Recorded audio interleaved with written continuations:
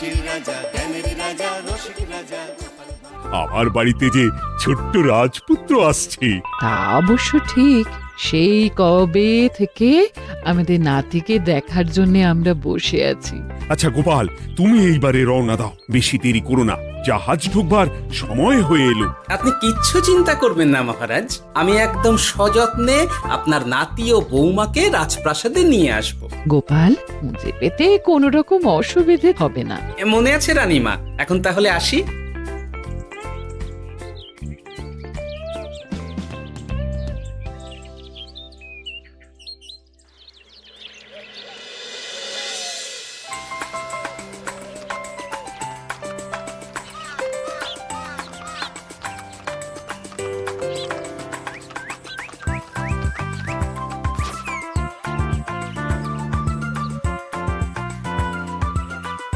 এসো এসো বোমা, এসো। আরে আমার নাতি বাবু যে। বৌমা, পথে আসতে কোনো কষ্ট হয়নি তো? এইটুকু পথ আসতে কোনো রকম কষ্ট হয়নি মা। গোপাল কাকা এত ভালো যে কি বলবো। যাক যাক, গোপাল তাহলে আরো একবার আমার মান রাখলো। যতদিন গোপালের ধরে থাকবে তার প্রাণ, সে ততদিন মহারাজের রাখবে যে মান। হ্যাঁ মহারাজ, আমি থাকতে আপনি একদম চিন্তা করবেন না মহারাজ। বেশ বেশ বেশ। আমি তাহলে এখন আসি, কেমন? আরে আরে, কোথায় যাচ্ছ গোপাল? একেবারে মধ্যাহ্ন ভোজনটাও সেরে যাও। ও, ভোজনের ব্যবস্থা আছে? তাহলে তো থাকতেই হবে। ওই ভোজনের কথা শুনেই গোপালের জিভের ওজন বেড়ে গেল। তুমি থামো তো মন্ত্রী, আসলে আজ বিকেলেই আমাদের কুল গুরুদেব আসছেন। তোমরা সবাই থেকো, আজকেই নাতিবাবুর অন্নপ্রাশনের দিনটা স্থির করে নেব। এ তো বেশ ভালো কথা। বেশ তাহলে, বেশ ভালোই হলো। রোজ বাড়িতে খেতে খেতে জিভে একেবারে চড় পড়ে গিয়েছিল। বহুদিন পরে রাজবাড়ির পোলাও কোরমা খেয়ে পেট ভরাবো।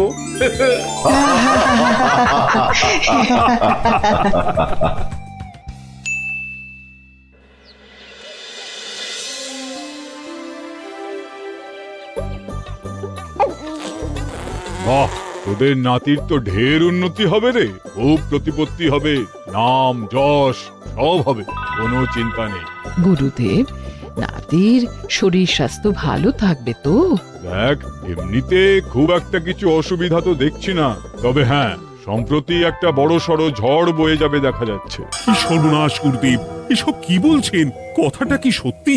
আমি মিথ্যা বলি না, যা দেখলাম, ঈশ্বর আমাকে দিয়ে যা বলালেন তাই বললাম। তাহলে কি হবে গুরুদেব? এই বিপদ এড়াবার কি কোনো উপায় নেই গুরুদেব?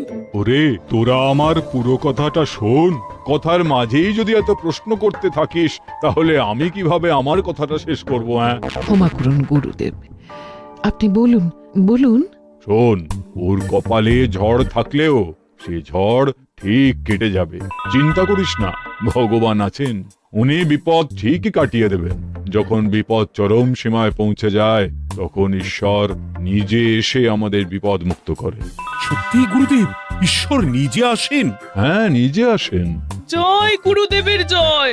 গুরুদেব, এইবারে তাহলে আপনি একটা শুভ দিন বলে দিন, নাতিবাবুর অন্নপ্রাশনটা ধুমধাম করে দিতে হবে তো। আজকের পর থেকে ঠিক 3 দিন বাদে একটা খুব ভালো দিন আছে, ওই দিন তাহলে অন্নপ্রাশনের ব্যবস্থা কর। বেশ বেশ, তবে তাই হবে গুরুদেব, তাই হবে। গোপাল, তাহলে সব কিছুর বন্দোবস্ত করা শুরু করো। সে আর বলতে রানীমা, আমি আগামীকাল থেকেই একদম জোর কদমে মাঠে নেমে পড়বো। হ্যাঁ রানীমা, আমি কোনো দায়িত্ব নেব নাকি? না থাক, যদি প্রয়োজন হয় তুমি গোপালকে সাহায্য করো।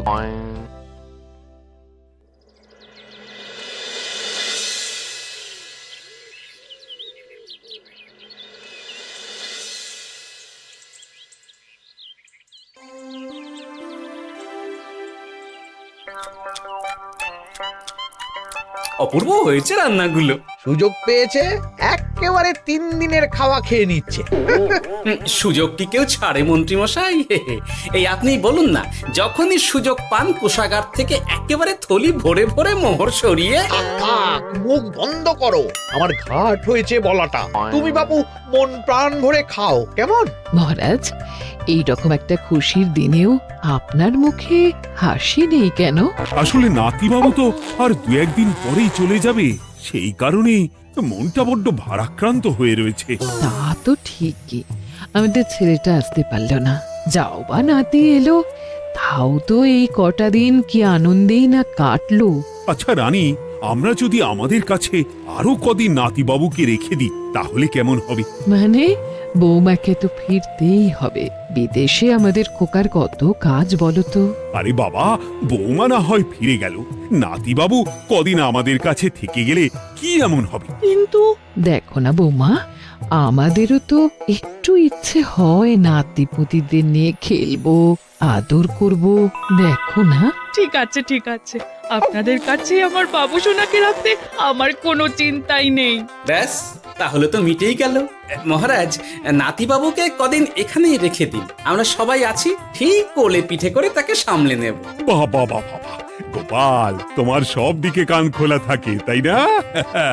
মহারাজ, আমি হলাম ভাঁড়, তাই মাটির ভাঁড়ের মুখটা যেমন খোলা থাকে তেমন আমার কানটাও সব সময় খোলা থাকে, বুঝলেন?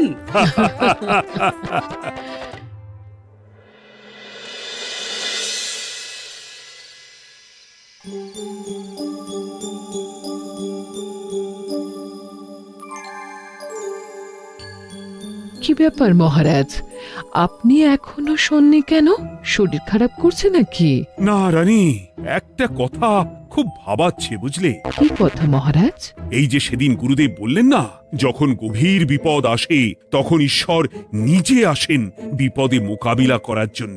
হ্যাঁ মহারাজ, বললেন তো।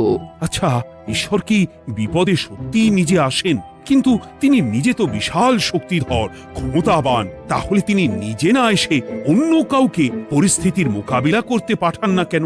মহারাজ, ঈশ্বর কখনো কখনো নিজেই হয়তো আসেন, অথবা কখনো কারো দ্বারা বিপদ খণ্ডন করেন। ব্যাপারটা খুবই সহজ মহারাজ। না না, কিন্তু আমার মনে হয়। মহারাজ, আপনার কি মনে হয় আমি জানি না, তবে আমার যা মনে হয় আপনাকে বলেছি। আগামীকাল একবার সভাসদদের প্রশ্নটা করতে হবে, দেখি তারা কি বলে। আগামীকাল সকালে আবার বৌমা ফিরে যাবে।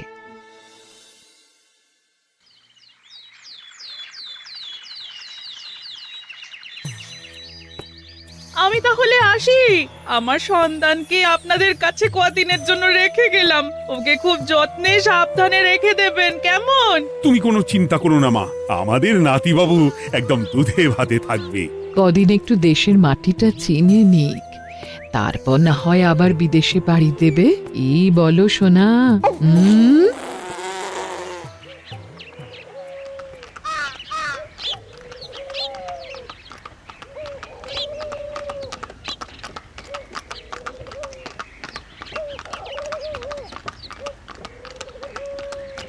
বৌমা তো চলে গেল, এইবারে তাহলে আমরাও যাই। আজকেও নিশ্চয়ই বৌমার ফিরে যাওয়া উপলক্ষে রাজসভা বন্ধ থাকবে। ভুলেও এই সব কথা ভেবো না মন্ত্রী, চলো এইবারে সবাই রাজসভায় চলো, তোমাদেরকে একটা খুবই গুরুত্বপূর্ণ প্রশ্ন করব। সেরেছে, মহারাজ আবার কি প্রশ্ন করবেন ভগবান জানে। সবাই রাজসভায় এসো।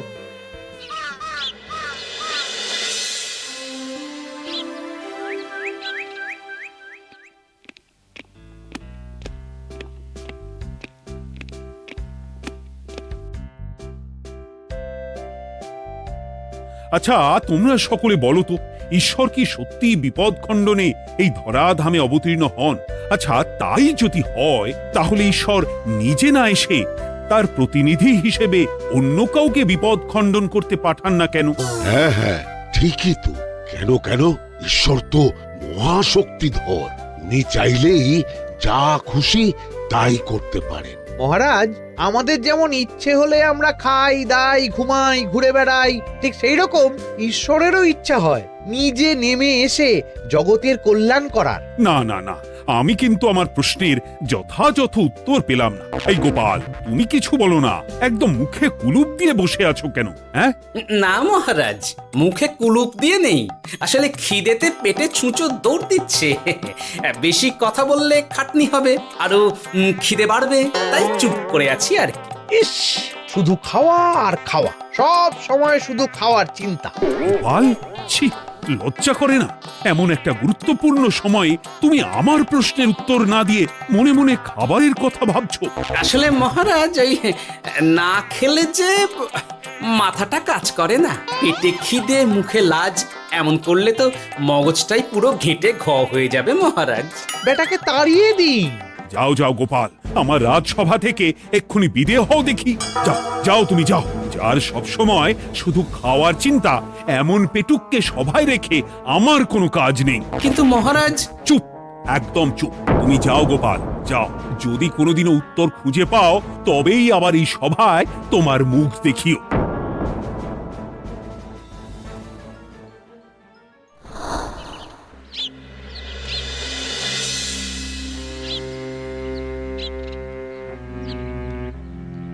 মহারাজ যে এমন সামান্য কারণে আমায় রাজসভা থেকে বার করে দেবেন ভাবতেও পারিনি।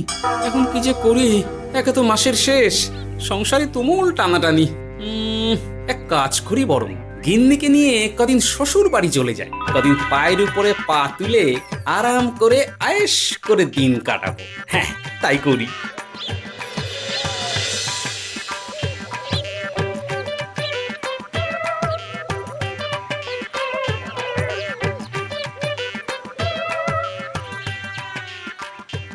গিন্নি, ও গিন্নি, বলছি কি, ওই শিগগিরই তল্পি তল্পা গুছিয়ে তোমার বাপের বাড়ি চল। এই কটা দিনের জন্য দুজনে ঘুরে আসি, বুঝলে? কি ব্যাপার? তোমার হঠাৎ করে আমার বাপের বাড়ি যাবার হিড়িক কেন? কিছু মতলব আছে নাকি? আমি না তোমার স্বামী? তুমি আমাকে এভাবে বেমক্কা মতলববাজ বলতে পারলে? হ্যাঁ, কোথায় আমি তোমার কথা ভেবে কথাটা বললাম, আর তুমি কি না আমায় স্বামী না স্বামী কে জানে? এই গত 3 মাস ধরে বাপের বাড়ি যাওয়ার কথা বলছি, তুমি তো তখন কানেই নিচ্ছিলে না, এখন হঠাৎ? আচ্ছা আচ্ছা, বুঝেছি বুঝেছি, অনেক ঝগড়াঝাটি হয়েছে, এইবারে তল্পি তল্পা গুছিয়ে চলো, মেলা সময় বয়ে যাচ্ছে। কি এক্ষুনি যাবে নাকি? সন্ধে হয়ে এলো তো। সন্ধে হয়ে এলো তো কি হয়েছে, চলো চলো চলো, শিগগিরই চলো। ঠিক আছে, আমি প্রস্তুত হচ্ছি, তুমি তাহলে একখানা গরুর গাড়ি ডেকে আনোগে, যাও যাও। আরে মিছিমিছি গরুর গাড়ি রাখবো কেন? আরে বাবা, আমরা হেঁটে যাব, হেঁটে। কি বলছো? এতটা রাস্তা বনের মধ্যে দিয়ে আমরা হেঁটে যাব? শোনো গিন্নি, ওই বাতের ব্যথায় না হাঁটাটা বেশ ভালো, বুঝলে? চলো চলো, দেখবে কোনো রকম অসুবিধে হবে না। হ্যাঁ, আমি তো আছি নাকি? হ্যাঁ,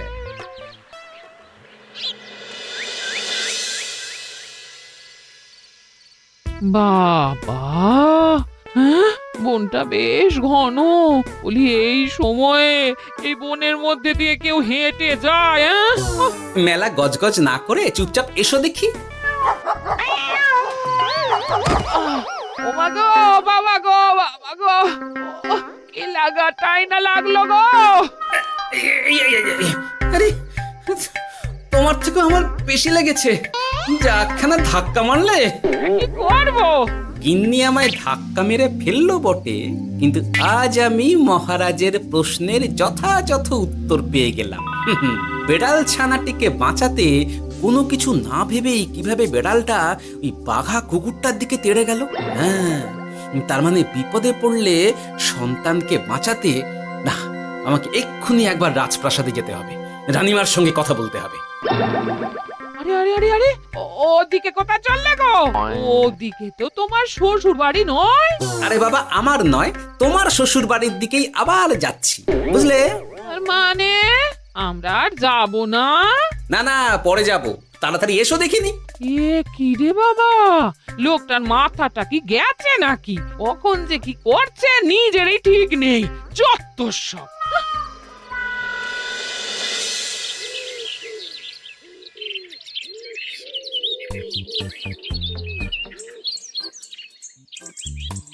আরে গোপাল দাদা, তুমি এখন কি ব্যাপার গো? আমি একটু রানীমার সঙ্গে দেখা করতে চাই, খুব দরকার। কিন্তু এখন তো সকলে ঘুমাচ্ছে, তাই আমি তো এখন তোমাকে ঢুকতে দিতে পারবো না। আরে অযথা কথা না বলে পথ ছাড়ো, ভিতরে ঢুকতে দাও।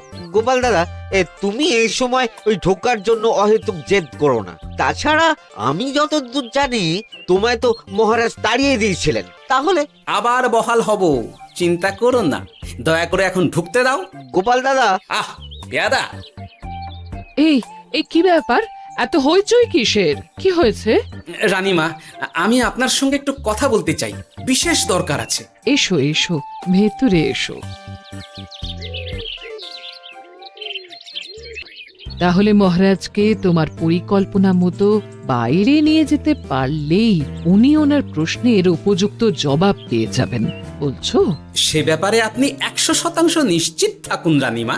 এখন আপনি শুধু আমার পরিকল্পনা অনুযায়ী মহারাজকে নৌকা বিহারে যেতে রাজি করান। তারপর কি হয় সেটা আপনি নিজেই সচক্ষে প্রমাণ পেয়ে যাবেন। তোমার উপরে আমার অগাধ আস্থা গোপাল।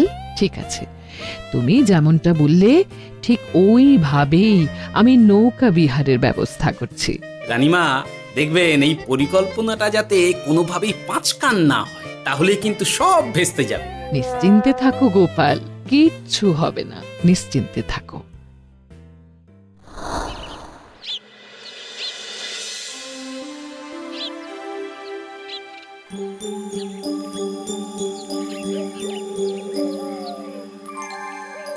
মহারাজ আবার বেজার ভোগ করে গেছেন।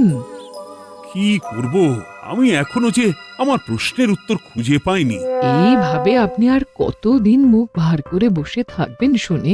কি জানি, কিছুই আর ভালো লাগে না যে। বলছি শুনুন না মহারাজ, নাতিকে নিয়ে চলুন না, আমরা একটু নৌকা বিহারে যাই, তাহলে ওরও ভালো লাগবে আর আপনার মনটাও বেশ অন্যরকম হবে। ঠিক আছে, তাহলে চলো একটু নৌকা বিহার করে আসি।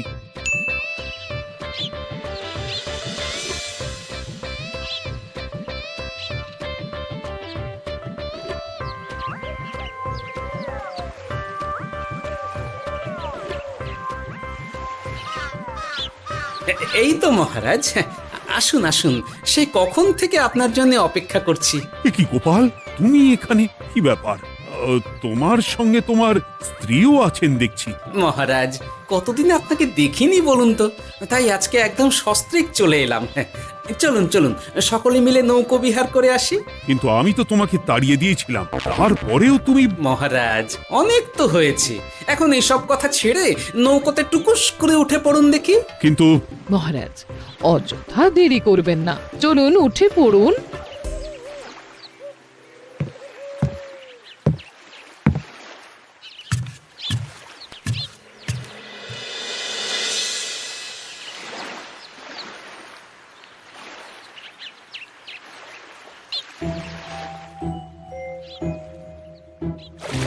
এ কি?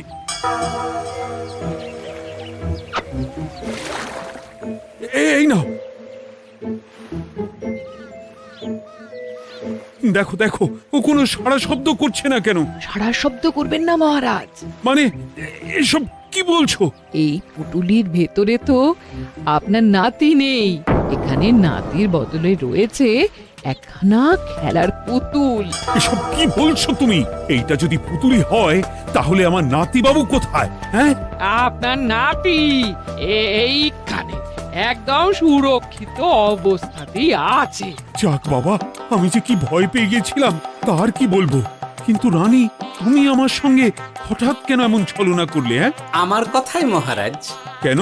আসলে আমি আপনাকে এই ঘটনার মধ্যে দিয়ে আপনার প্রশ্নের আসল উত্তরখানা দিতে চেয়েছিলাম, তাই। গোপাল, কি বলতে চাইছো একটু খুলে বলো তো। আপনি জানতে চেয়েছিলেন যে ঈশ্বর যেহেতু বিশাল ক্ষমতাধর, তাই সন্তানের বিপদে তিনি নিজে না এসে অন্য কাউকেও তো তার প্রতিনিধি হিসাবে বিপদটা কাটাতে পাঠাতে পারেন। হ্যাঁ, কিন্তু তার সঙ্গে এই ঘটনার কি সম্পর্ক শুনি? মহারাজ, পুতুলটি যখন জলে পড়ে গেল তখন আপনি সেটিকে নিজের নাতি ভেবেই একবারও কারুর জন্য অপেক্ষা না করে নিজের প্রাণের তোয়াক্কা না করে নাতিবাবুকে রক্ষা করলেন। মহারাজ, আমরা ঈশ্বরের মানব সন্তান, ঈশ্বর আমাদের সকলের হৃদয়ের ভিতরে বসবাস করেন, তাই বিপদ হলেই তিনি ছুটে আসেন, কখনো নিজে, আবার কখনো বা কোনরূপ প্রতিনিধি মারফত। তাই ভবিষ্যতে আর কোনোদিনও ঈশ্বর সম্পর্কিত কোনরূপ সংশয় মনে রাখবেন না, কেমন? সাধু সাধু, ধন্য তোমার বুদ্ধি হে গোপাল। সত্যি যেভাবে তুমি একটা ঘটনার মধ্যে দিয়ে আমায় আমার প্রশ্নের উত্তরটা ব্যাখ্যা সমেত, তার কোনো তুলনা হয় না। তোমার যে আর কিভাবে প্রশংসা করব তাই ভাবছি। মহারাজ, আমার আর প্রশংসা না করে ওই পেট পুরে একটু ভালো মন্দ খাওয়ান তো দেখি, তাহলেই হবে, আর কিচ্ছু চাই না। আচ্ছা আচ্ছা, বেশ বেশ, তাই হবে। আগামী 7 দিন তোমার সস্ত্রীক সহ রাজবাড়িতে দুবেলা আহারের নিমন্ত্রণ থাকলো, কেমন? ব্যাস, আর কি চাই?